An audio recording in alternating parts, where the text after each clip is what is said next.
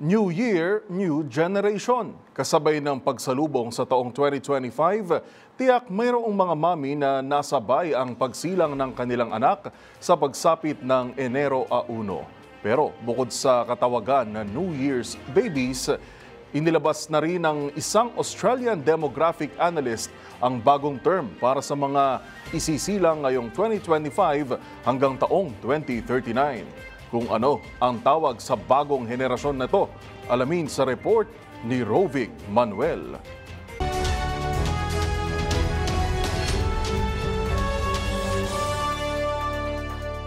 Kada palit ng taon ay madalas naririnig ang mga balita ng mga baby na isinisilang kasabay ng pagsalubong sa panibagong taon.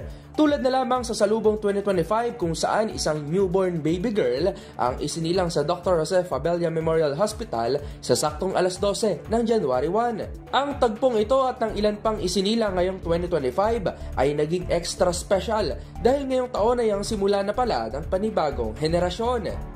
Ayon kasi sa McCrindle Research ng demographer na si Mark McCrindle, ang mga sanggol na isisilang ngayong taon hanggang sa taong 2039 ay kabilang na sa tinatawag na Generation Beta o Gen Beta. Sinundan nito ang Generation Alpha o ang mga isinilang sa taong 2010 hanggang 2024. Dagdag pa ng McCrindle, bubuuin ng Gen Beta ang 16% ng kabuuang population ng mundo at karaniwang magiging anak ng mga Gen Ys o ang Millennials at ng Gen Zs.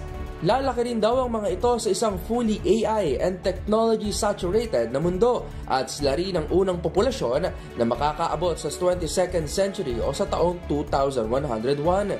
Sa kabuuan, dumagdag ang Gen Beta sa mga generational terms ng McCrindle tulad ng Builders, Baby Boomers, Gen X, Gen Y o ang Millennials, Gen Z at Gen Alpha. Para sa MBC TV Network News, ito si Rovic Manuel, una sa Pilipinas, una sa Pilipino.